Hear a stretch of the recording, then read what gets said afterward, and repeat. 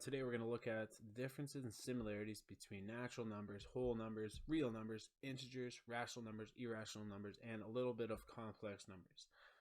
As a teacher, I find my students are asking the same questions about some of these topics, so I hope this video can help answer some of those questions.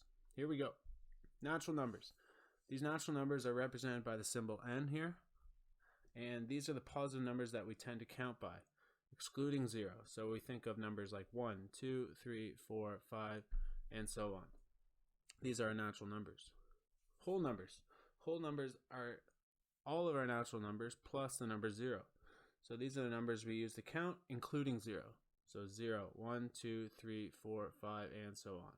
For example, 1.5 is not a whole number because it does not follow the pattern of adding increments of 1. With decimal, there's always, if there's a decimal in the end, then it's 0.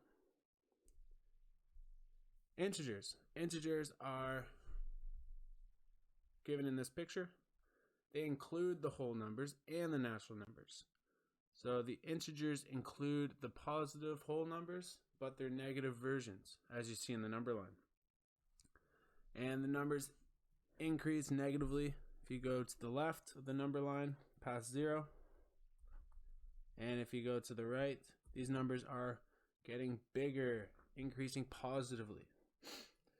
A question I seem to get all the time is, what is the difference between integers and whole numbers? Well, this picture helps you figure out, well, the integers include the whole numbers, but with the addition of their negative versions. And they go by the symbol, this funny looking Z. Rational numbers. Rational numbers are numbers that can be represented by a fraction, for example, a over b, where a and b are integers. The decimal expansion after the decimal point either terminates, which means it's going to end, or it has some sort of pattern of the numbers that repeat to the right of the decimal point. For example, 1 over 2 terminates after 5, and for example 1 over 3, we know that's going to go 0.33333, and so on. Since this is a pattern, we can also write this as 0.33, the line above it, meaning it's going to continue. So rational numbers can be represented with fractions as so, and we use this Q to represent what a rational number. On the flip side, we have irrational numbers.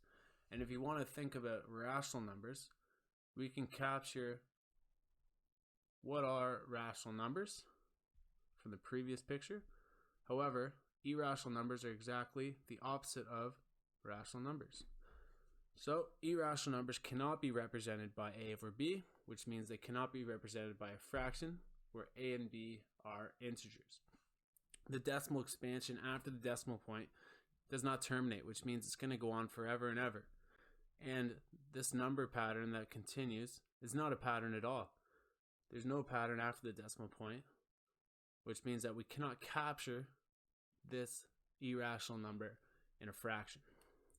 For example, we're all familiar with the number pi, and we know this is roughly, I'll put roughly equal to 3.14, yada yada yada yada. There's no pattern in the numbers after the decimal point, therefore we can call pi an irrational number. Real numbers.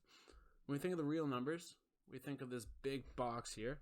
It's going to include our irrational numbers, but it's also include our rational numbers.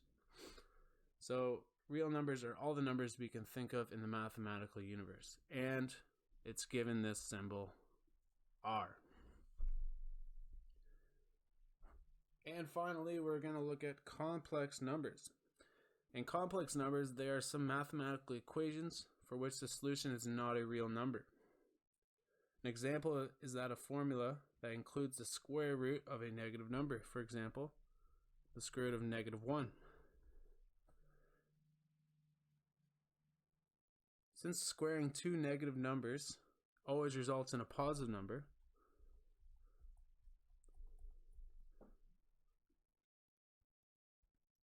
the solution seems quite impossible. The set of numbers known as complex numbers includes imaginary numbers such as the square root of a negative number. For example, we can call this I, which is, as we mentioned, an imaginary number.